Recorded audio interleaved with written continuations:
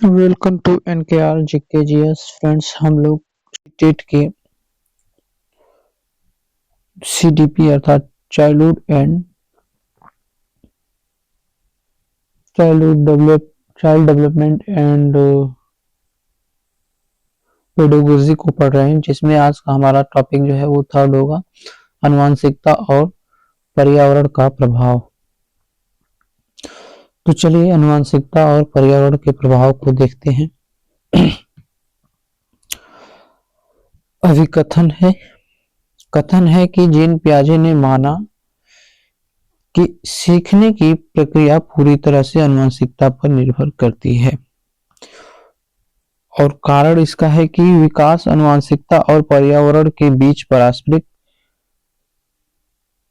क्रिया का परिणाम है।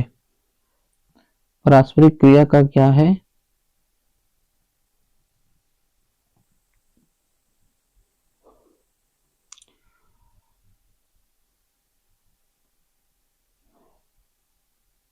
परिणाम है। तो इसको जो है, ये दूसरा कथन जो है इन सबसे अलग भी है। स्टार्ट नोट लगा करके इसका आंसर दिया है।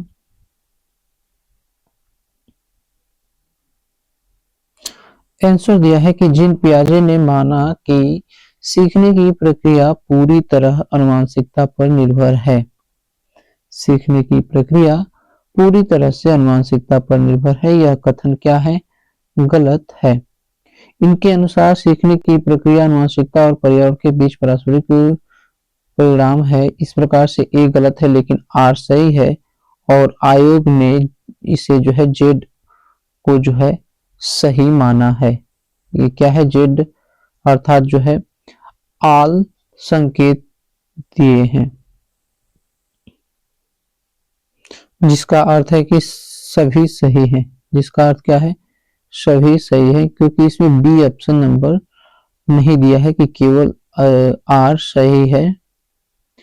ठीक है, इसलिए जो है आयोग ने इस क्वेश्चन को गलत मानते हुए सभी जो भी आंसर दिया था, सब आंसर क्या कर दिया था? सही मान लिया था।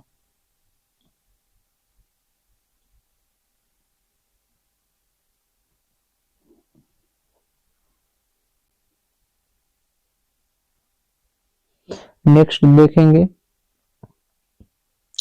नेक्स्ट दिया है कि सुनीता एक 12 वर्षीय लड़की विशेष संगीतीय क्षमता रखती है। विशेष संगीतीय क्षमता रखती है।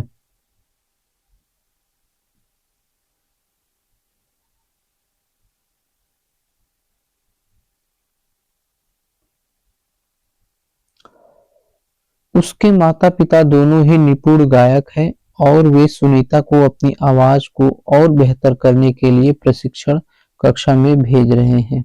सुनीता की यह क्षमता संभावित रूप से किन कारकों के अंत क्रिया का परिणाम है?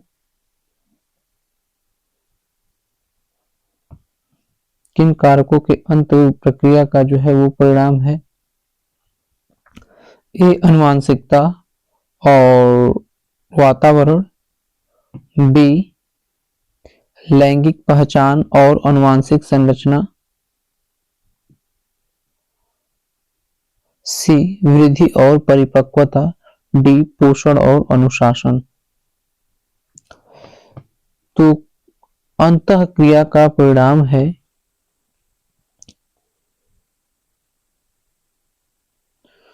तो यह क्षमता जो मिला है वह आनुवंशिकता और वातावरण का अंतः क्रिया का जो है वो परिणाम है।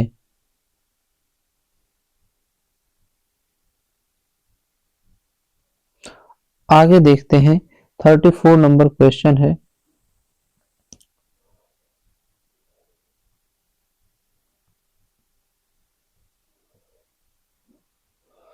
क्वेश्चन है कि संवेदनशील अवधि वह समय अवधि होती है जिसके दौरान कुछ विशेष रूप से सामान्य विकास के लिए महत्वपूर्ण होता है। सामान्य विकास के लिए महत्वपूर्ण होता है।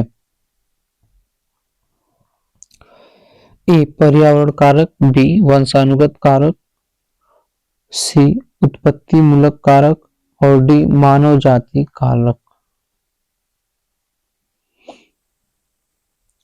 तो संवेदनशील अवधि वह समय अवधि होती है जिसके दौरान कुछ विशेष रूप से सामान्य विकास के लिए महत्वपूर्ण होते हैं। वे जो है पर्यावरणीय कारक जो है विशेष रूप से सामान्य विकास के लिए महत्वपूर्ण होते हैं।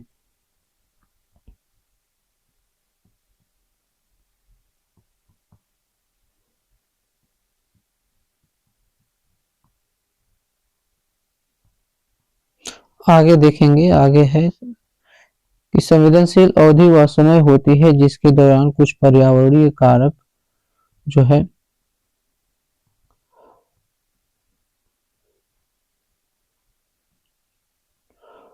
विशेष रूप से सामान्य विकास के लिए महत्वपूर्ण होते हैं।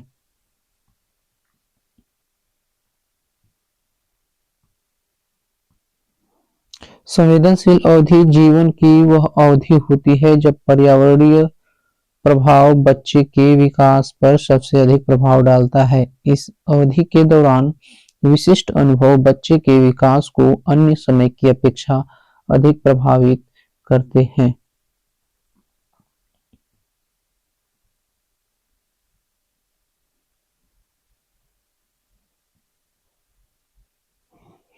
आगे देखेंगे, नेक्स्ट है कि निम्न में से कौन से कारक बच्चे के संपूर्ण विकास के लिए जिम्मेदार हैं।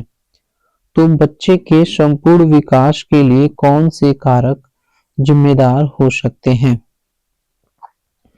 ए आनुवंशिकता, बी भौतिक वातावरण और सी सामाजिक परिवेश। तो ये तीनों कारक ही बच्चे के विकास के लिए जिम्मेदार हो सकते हैं। ऑप्शन नंबर हमारा डी सही हो जाएगा कि ये तीनों कारक जो है वो मानव विकास का सामान्य अर्थ व्यक्ति के संपूर्ण व्यक्तित्व में आयु के साथ आए परिवर्तन से है।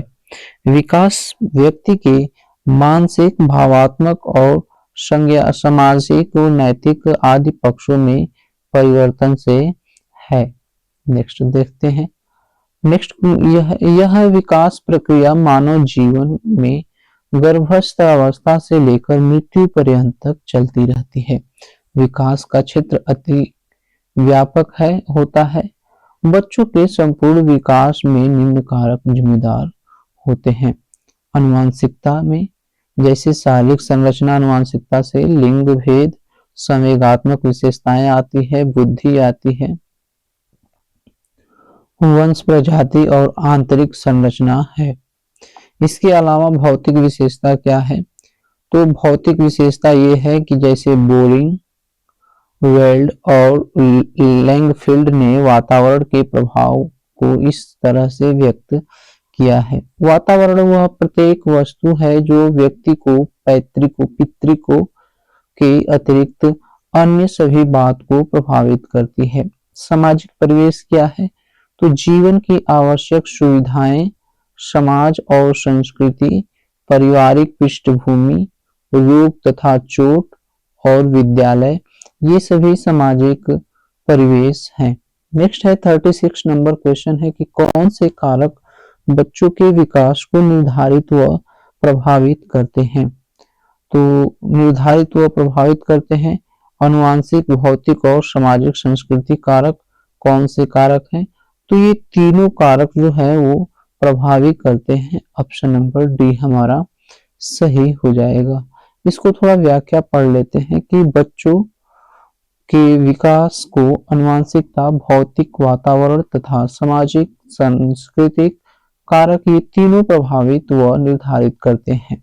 बालक को अपने माता पिता से जो भी गुण प्राप्त होता है वो वंशानुक्रम के माध्यम से ही होता है। वातावरण के कारण बालक की मानसिक शक्ति, कल्पना शक्ति तथा तर्क शक्ति प्रभावित होती है। बालक की सामाजिक आर्थिक स्थिति का भी प्रभाव उसके विकास पर पड़ता है। अतः निर्धन परिवार के बच्चे अधिक अवसर प्राप्त न करने के कारण पीछे रह जाते हैं, जबकि शहर के बच्चों को बेहतर सामाजिक एवं सांस्कृतिक वातावरण मिलने के कारण उनका मानसिक एवं सामाजिक विकास स्वाभाविक रूप से अधिक होता है। नेक्स्ट 37 नंबर क्वेश्चन है कि एक बच्चे के शारीरिक विकास की दिशा पूरी तरह से उसके जन्म के समय निश्चित हो जाती है। शारीरिक विकास की दिशा जो है उसके जन्म के समय निश्चित हो जाती है। तर्क है कि केवल आनुवंशिकता ही ऐसा एकमात्र कारक है जो बच्चों के विकास के लिए उत्तरदायी है। तो आनुवंशिकता ही जो है ये कारक है, ये बात तो पूर्णतः गलत है, लेकिन एक बच्चे के शारीरिक विकास की दिशा पूरी तरह से उसके जन्म के समय निश्चित हो जाती है, ये भी निर्धारित करना जो है वो सही नहीं होगा। अतः ए और आर दोनों कथन क्या होंगे, गलत होंगे।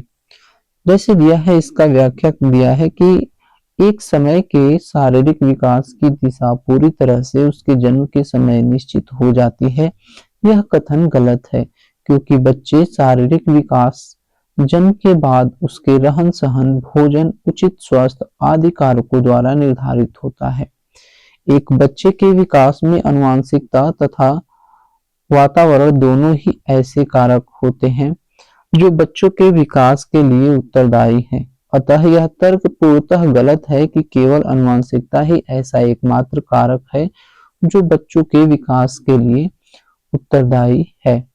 नेक्स्ट 38 नंबर क्वेश्चन है कि बच्चों के विकास के संदर्भ में निम्न में से कौन सा कथन सही है। बच्चों के विकास के संदर्भ में निम्न में से कौन सा कथन सही है। तो पहला दिया है कि बच्चों का संज्ञानात्मक व सामाजिक विकास केवल उनके वातावरण पर निर्भर करता है, केवल वातावरण पर निर्भर नहीं करता है।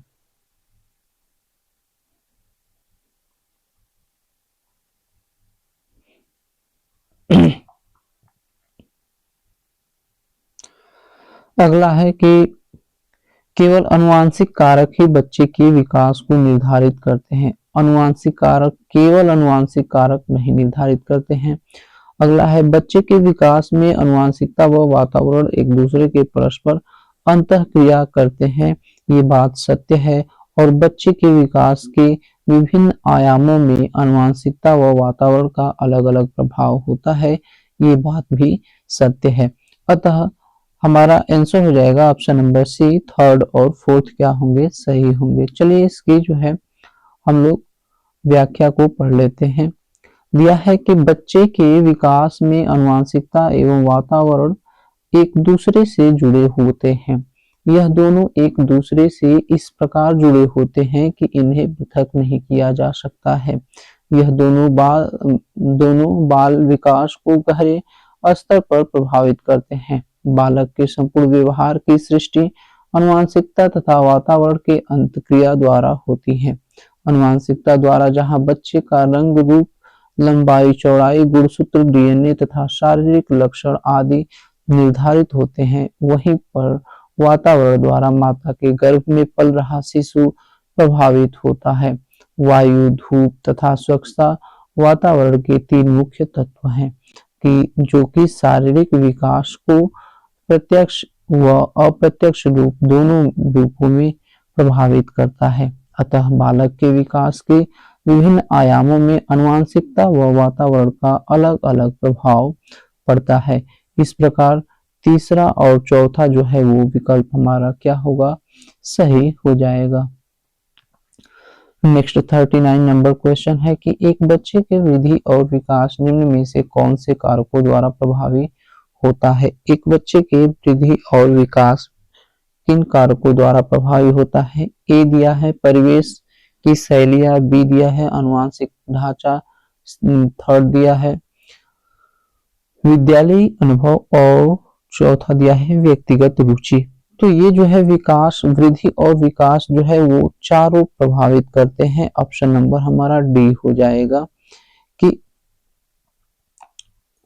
वृद्धि और विकास आनुवंशिकता या आनुवंशिक संगठन और पर्यावरण कारकों सभी अन्योन्याश्रितों के बीच एक जटिल संतुलन द्वारा विनियमित होते हैं।